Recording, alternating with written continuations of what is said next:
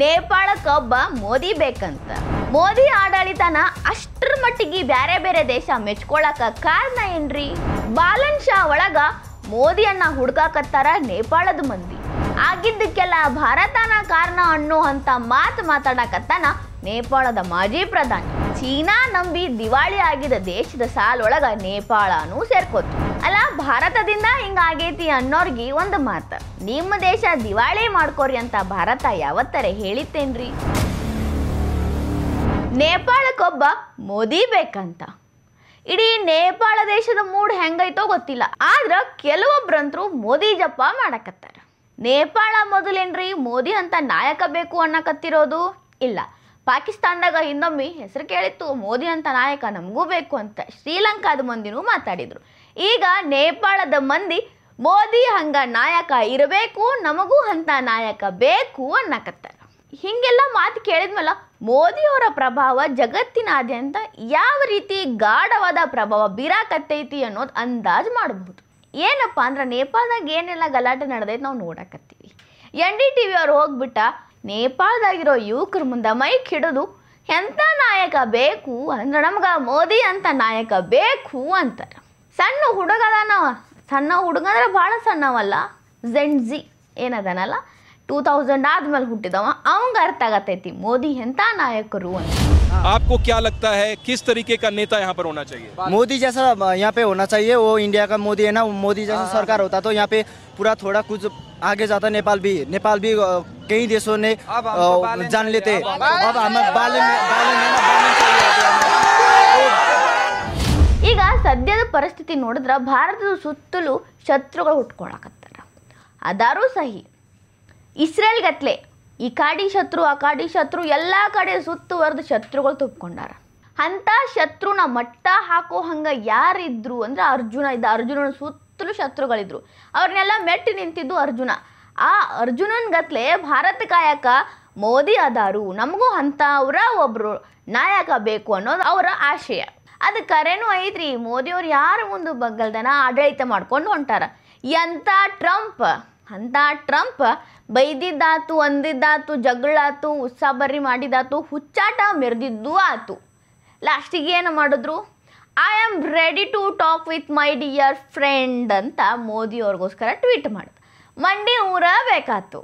ಅಂಥ ಟ್ರಂಪ್ನ ಬಗ್ಸ್ಯಾರು ಅಂದ್ರೆ ನೇಪಾಳವನ್ನ ಕಾಯ್ತಾರ ಅನ್ನೋದು ಅಲ್ಲಿನ ಮಂದಿ ನಂಬಿಕೆ. ಅದಕ್ಕೆ ನೇಪಾಳದ ಮಂದಿ ಮೋದಿ ಅಂತ ನಾಯಕನ ಹುಡುಕಾಕತ್ತಾರ. ಸುಶೀಲಾ ಕರ್ಕೆ, ಬಾಲನ್ ಶಾ ಇವೆರಡು ಹೆಸರು ನೇಪಾಳ ರಾಜಕೀಯದಾಗ ಹೆಚ್ಚಾಗಿ ಕೇಳಕತ್ತಾವ. ಇವರ ಭಾವಿ ನಾಯಕರು ಅನ್ನೋ ಮಾತು ಕೇಳಕತ್ತಾವ. ಅಲ್ಲಿನ ಮಂದಿನೂ ಇವ್ರನ್ನ ನಾಯಕರು ಅಂತ ಒಪ್ಕೊಳಕ ರೆಡಿ ಇದ್ದಂಗೆ ಅದಾರ. ಗುಣಲಕ್ಷಣಗಳು ಹಂಗ ಕಾಣತ್ತಾವ. ಈ ಸುಶೀಲಾ ಕರ್ಕೆ ಅವರು ನ್ಯಾಯಾಧೀಶರಾಗಿದ್ದವರು, ಈಗ ನ್ಯಾಯವಾದಿಯಾಗಿನೂ ಅದಾರ.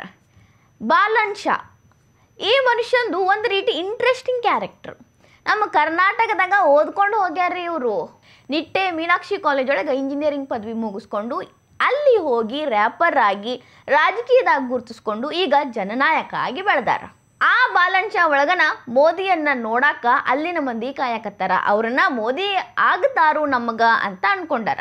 ಸದ್ಯದ ಪರಿಸ್ಥಿತಿ ಒಳಗ ಬಾಲನ್ ಶಾ ಅವ್ರನ್ನ ಮೋದಿಯವ್ರನ್ನ ತುಲನೆ ಮಾಡೋದು ಅಷ್ಟಕ್ಕೆ ಸರಿ ಅನ್ಸಂಗಿಲ್ಲ. ಆದ್ರ ಮುಂದೊಂದು ದಿನ ಮೋದಿ ಅಂತ ಆಳ್ವಿಕೆ ಮಾಡ್ತಾರು ಅಂತ ಅವ್ರೇನು ನಂಬ್ಯಾರಲ್ಲ, ಅದಾಗ್ಲಿ ಅನ್ನೋದು ನಮಗೂ ಅನಿಸ್ತೈತಿ. ಇದು ಒಂದು ಕಡೆ ಆದ್ರೆ ಇನ್ನೊಂದು ಕಡೆ ನೇಪಾಳದ ಮಾಜಿ ಪ್ರಧಾನಿ ಈಗ ಯಾರನ್ನ ಓಡ್ಸ್ಯಾರಲ್ರಿ, KP ಶರ್ಮಾ ಓಲಿ. ಇವರು ಒಂದು ರೀತಿ ಹುಚ್ಚಾಟದ ಮನುಷ್ಯ, ಕೆಟ್ಟ ಕಮ್ಯುನಿಸ್ಟ್.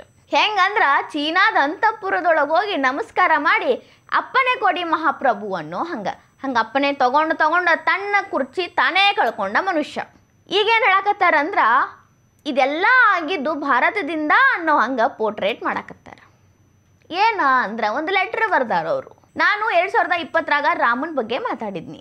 ರಾಮನ್ ಬಗ್ಗೆ ಮಾತಾಡಿದ್ದಕ್ಕಾಗಿನ ನನಗೆ ಈ ಪರಿಸ್ಥಿತಿ ಬಂದೈತಿ, ನೇಪಾಳಕ್ಕೆ ಈ ರೀತಿ ಪರಿಸ್ಥಿತಿ ಬಂದೈತಿ ಅನ್ನಕತ್ತಾರ. ಇದನ್ನು ನಾವು ಎರಡು ರೀತಿನೂ ನೋಡ್ಬೋದು. ಒಂದು, ರಾಜಕೀಯ ವಿಶ್ಲೇಷಕರು ಏನು ಅನ್ನಕತ್ತಾರ ಅಂದ್ರೆ ಆಗಿದ್ದಕ್ಕೆಲ್ಲ ಭಾರತವನ್ನ ಗುರಿ ಮಾಡಕ್ಕೆ ಗುಬೆ ಕೂಡ್ಸಕ ಹಿಂಗೆ ಮಾತಾಡಕತ್ತಾರು ಅನ್ನೋದು. ಇನ್ನೊಂದು, ನಾ ರಾಮನ್ ಬಗ್ಗೆ ಮಾತಾಡಿದ್ನಿ ಹಿಂಗಾಗಿ ನನಗೆ ಶಾಪ ತಟ್ಟೈತಿ ಅಂತ ಅವ್ರು ಹೇಳಕತ್ತಾರಂತಾನು ಅನ್ಕೋಬೋದು.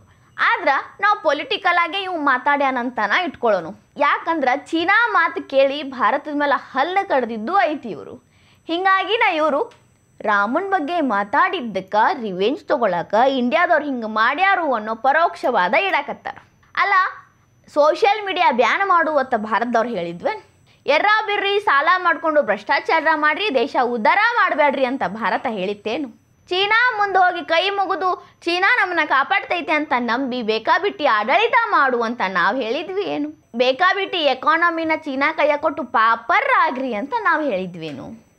ಚೀನಾ ಮಾತು ಕೇಳಿ ಬಾಂಗ್ಲಾ ಪಾಪರ್ ಆಯಿತು, ಪಾಕಿಸ್ತಾನ ಪಾಪರ್ ಆಯಿತು, ಒಂದು ರೇಂಜಿಗೆ ಶ್ರೀಲಂಕಾನು ಪಾಪರ್ ಆಗಿತ್ತು.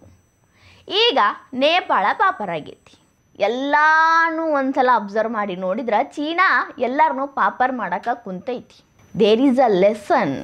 ಈ ವಿಡಿಯೋ ನಿಮಗೆ ಇಷ್ಟ ಆಗಿದ್ರೆ ಲೈಕ್ ಮಾಡಿರಿ, ಶೇರ್ ಮಾಡಿರಿ, ಕಮೆಂಟ್ ಮಾಡಿರಿ. ಇನ್ನೂ ಇಂಥ ಹೆಚ್ಚಿನ ವಿಡಿಯೋ ನೋಡೋಕೆ ಹೊಸದಿಗಂತ ಡಿಜಿಟಲ್ ಚಾನಲ್ಗೆ ಸಬ್ಸ್ಕ್ರೈಬ್ ಆಗಿರಿ.